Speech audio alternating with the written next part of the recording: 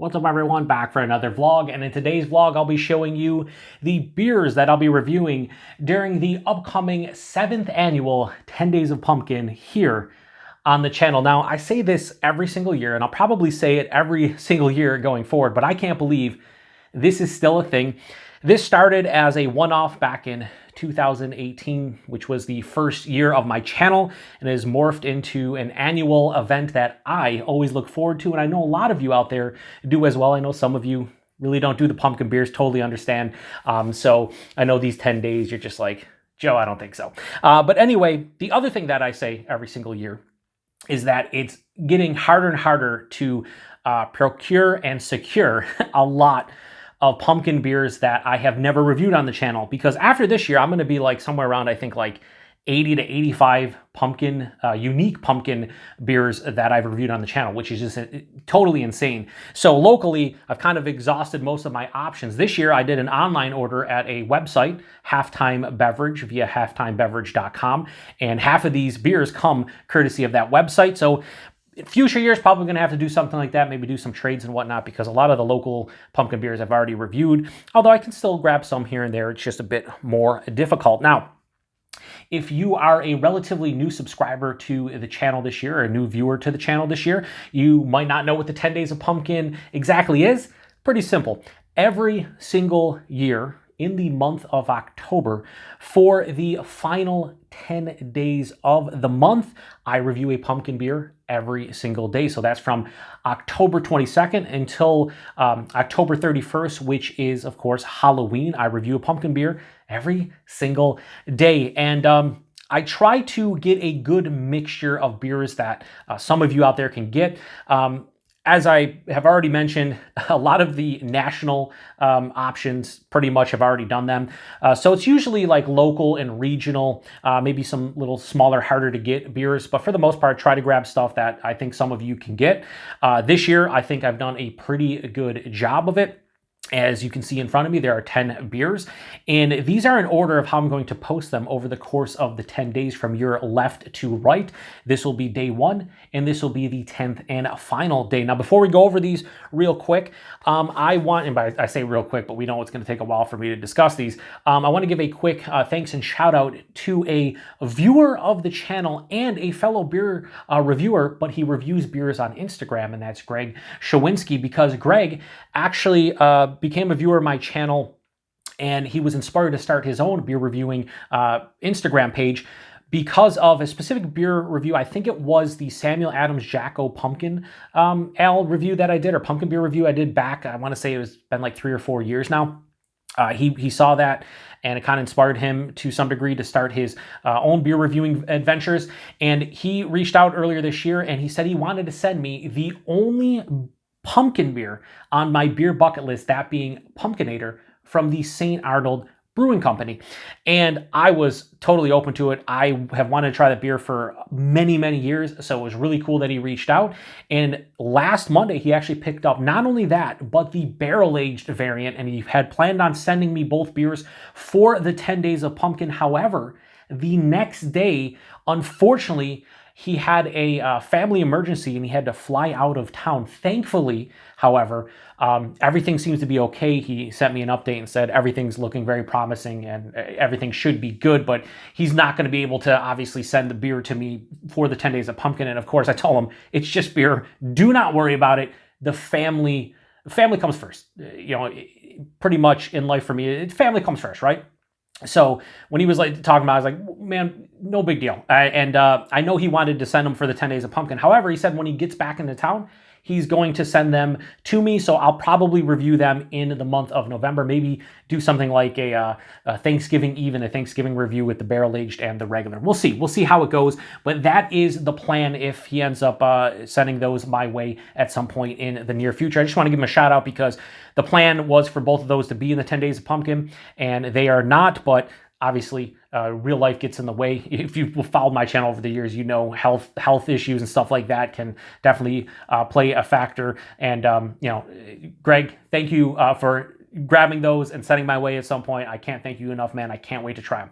Now, as far as these beers, I'm pretty happy with the selection. A couple of them I have no idea existed. Some classics here that I haven't had in a long time. So let's go over them real quickly.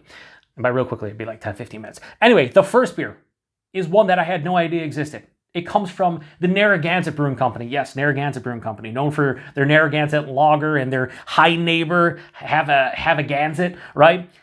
This is their Gourd Reaper, and this is a pumpkin ale, and underneath that it says spiced amber ale with pumpkin, 6.2% alcohol by volume, and by the time I review this one, it's going to be about 3 months old. We'll talk about dates at some point, probably over the course of this vlog and in individual reviews, because a lot of these are released in July and August. It's just insane to me. I usually don't drink pumpkin beers until pretty much when fall starts, towards the end of September, mid to late September, and usually every single pumpkin beer is like 2 months old already, and by the time I want to review these ones for the 10 Days of Pumpkin, a lot of them 3.5 months old. Kind of sucks because spices do fall off, so it is what it is. But anyway, the only reason I know this beer exists is because of a friend of mine and fellow beer tuber, John, aka Anderson, over at Ginger Yeti Road Beers. He did a beer mail unboxing from Halftime Beverage, and in that beer mail unboxing was this beer, and I was like, what the hell? Narragansett has a pumpkin beer? I'm like, wow, this is crazy. So I went to their website,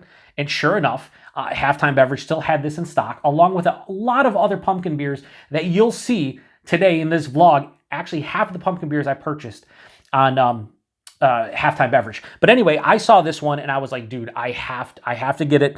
So they had it, I grabbed it, and Narragansett has a pumpkin ale. They have a pumpkin ale. They have a pumpkin beer. I can't, like, my brain cannot process what's going on. It's 6.2%. I thought it would be lower ABV because it's Narragansett. No, I'm just looking forward to it. They do brew with real pumpkin. I believe they also, use a handful of spices. I think they just said like autumn spices. They did say on Instagram the base is an English style ale. I don't know if that's a pale ale or an ESB or a bitter, whatever the case may be. They just say spiced amber ale. But anyway, I'm looking forward to this one. Probably more so than any other beer here because it's Narragansett. I had no idea they had a pumpkin beer. And here we are. So that's day one. Day two is the first of 2 Western New York Wednesday features. There are 2 Wednesdays this year during the 10 Days of Pumpkin. There are also 2 Wednesdays next year during the 10 Days of Pumpkin. So pretty cool. And I grabbed a beer that I thought was another beer from this brewery, but turns out I don't know how to read. So this is from the Ellicottville Brewing Company, and this is their, I have no idea what the name is. If you look on Instagram, they call it the Iron Smoke Barrel Aged Stout. If you look on Untappd, they just call it a stout whiskey barrel aged with coffee and pumpkin because it says on the label. Whatever this is called, it says brewed with Iron Smoke Distillery. It says stout whiskey barrel aged with coffee and pumpkin. Comes in at 6.5% alcohol by volume. By the time I review this one, it's just under 3.5 months old. So Ellicottville has a lot of pumpkin beers. They have their base Pumpkinville, which is just a regular pumpkin ale with pumpkin and spices. They have their Pumpkinville Latte, which is that base beer with the addition of coffee. Then they have the nitro version of Pumpkinville Latte, and then they have the barrel-aged version of Pumpkinville Latte. I have only reviewed one of those 4, and that was the Pumpkinville Latte Nitro. I've had the Pumpkinville and the Pumpkinville Latte before, but have not reviewed it. Never had the barrel-aged version. I thought this was the barrel-aged version. I can't read. It says stout, clear as day, on the fucking label, and I was just thinking, it's their Pumpkinville Latte. It's not. This is a brand new release. Basically what this is this is a 6.5% stout aged in Iron Smoke Distillery whiskey barrels for 6+ months, and then it's conditioned on coffee and pumpkin. I'm hoping it's delicious, but it is 6.5% and aged for 6+ months in barrels. Could be a little bit heavy-handed with the barrels, depending on how wet they are. A whole lot of uncertainty with that beer, but I'm looking forward to it. So that's the first Western New York Wednesday feature.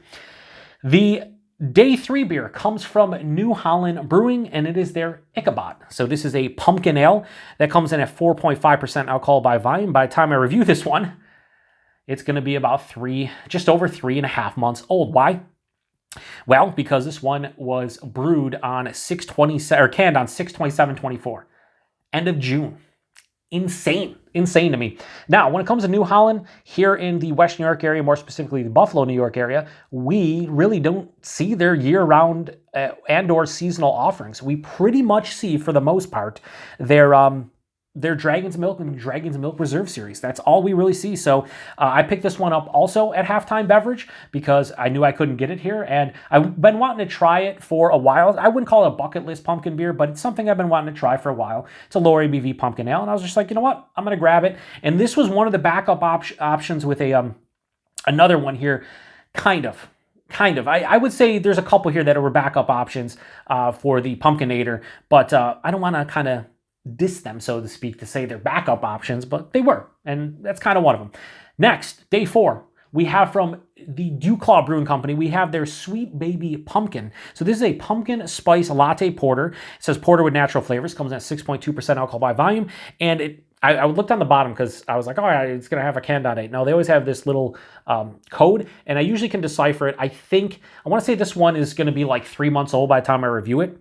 But yeah, pretty interesting. Oh, also, for the New Holland, it's brewed with real pumpkin and I believe cinnamon and nutmeg. This, however, I have no idea. It says on the side here that combines pumpkin spice flavor and notes of coffee in a smooth and creamy porter. They don't say if they're actually brewing it with pumpkin, but whatever. It's a Sweet Baby beer. Now, if you follow the channel, you know that I'm not a huge fan of the Sweet Baby line from Dewclaw. Don't love the regular Sweet Baby Jesus, the Sweet Baby... what was the other one? The coffee one. The base, the coffee one, not my favorite. Although the most recent one I had was the Sweet Baby PB&J, which is peanut butter and jelly porter. That one was good. I enjoyed that one. It was the best of the bunch of what I've had. I'm curious about this one. It's a pumpkin spice latte porter. The one thing that I've noticed about the Dewclaw Sweet Baby lineup, it always gives me a metallic tinge to it. A lot of times with lactose in darker beers, certainly milk stouts, I get that occasionally. With their lineup, I get it a lot, so I'm hoping that there's no metallic flavor here. There really wasn't any in that Sweet Baby PB&J, so I'm hoping that I enjoy this one a little bit more than the others within their series. Day 5. This is a classic. This is a classic to me. It comes from the Shipyard Brewing Company, and it is their Smashed Pumpkin. So they call this one an Imperial Pumpkin Ale. Comes in at 9% alcohol by volume. And there is a very faded date on the bottom, which I did write down when I bought this, just in case I would forget. I think this one was also canned back like in late June. But yeah, this is one that the last time I had this was in the big bomber bottles that they used to sell it in. It went bomber bottles, and I think it went in 12-ounce bottles. Now it's in cans. I always used to compare this one to Pumpkin from Southern Tier, because these were like some of the first Imperial Pumpkin porters that you could get here in New York State. And I think typically Pumpkin is 8.6, this is 9, so I'd always do a comparison. I always preferred Pumpkin slightly to this one, but it's been many years since I've had this one. So I don't know. I'm pretty sure they brew this one with real pumpkin and spices. I don't know what that is. It says ale with natural flavors. You always love to hear that all the time. I really like the can, though. I think the can, from the color scheme, the purple and the orange, to the pumpkin, face on the bottom there, the carving, the pumpkin carved out there, I think that's pretty damn cool. So yeah, anyway, I'm excited about that one. However, the next one might be the most interesting out of all these beers. It comes from the Drownlands Brewery, and this is their Scythe. So this is a foeder fermented pumpkin ale, 5.7% alcohol by volume. I forgot the date on this one because they don't put dates on their cans. The one disappointing thing about Drownlands is there is no canned on dates. But I looked on Instagram. I want to say this one was released sometime in August, so probably a couple months old by the time I reviewed this one. Whatever, it is what it is. Now on the back here it says... Scythe foeder ale, nutmeg, cinnamon, clove, and ginger. So those are the spices. But they have a whole thing. Like they ferment it in a foeder, but I think they use real pumpkin. And I forget what else they use a couple malts that kind of produce like they're trying to go for like a graham cracker kind of feel to it. But I'm really looking forward to this one. The Drownlands make some good beer, and this is just a cool beer. And I think the most interesting of everything that's here. So that's day 6. Day 7 brings us a beer from the Burlington Beer Company, and this is their Pumpkin Spice Mochaccino. So this is a pumpkin spice latte inspired beer brewed with coffee, chocolate, vanilla, pumpkin, milk sugar, aka lactose, and spices. It comes in, I think I want to say it was like 7% alcohol by volume, and where the hell's the date on this one? They always put it on the side, right? I do not see it. I'm not going to sit here and try to find it, but I know this is This is probably one of the freshest ones. I think this one was released in like mid to late August. So sounds wild. Like there's a lot of adjuncts in this one. I'm hoping it's delicious. It's probably going to be the freshest of the bunch, aside from one beer here that we're going to get to momentarily. But I really like the label too. It's very just like bright and just it kind of gets me in the mood, Just does for some pumpkin beers. Next, we have from Gray Sail Brewing, this is for day 8. Gray Sail Brewing of Rhode Island. This is their Headless Oarsman Pumpkin Ale. It is a malt beverage with the natural flavors.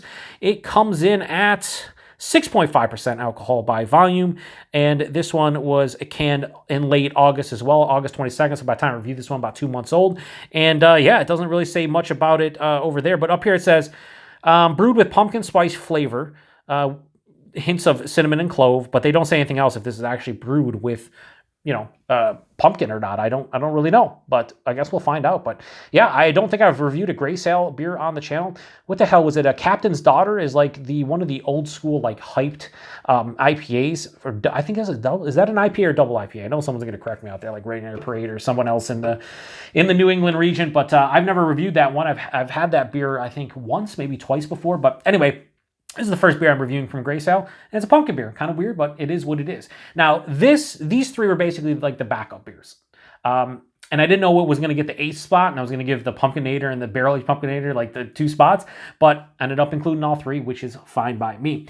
Day 9 is the second Western New York Wednesday feature, and it comes from the Mortalis Brewing Company, and this is their Venus, the Pumpkin Loaf variant. So this is a milk stout brewed with pumpkin loaf. Comes in at 7% alcohol by volume, and this one is quite fresh.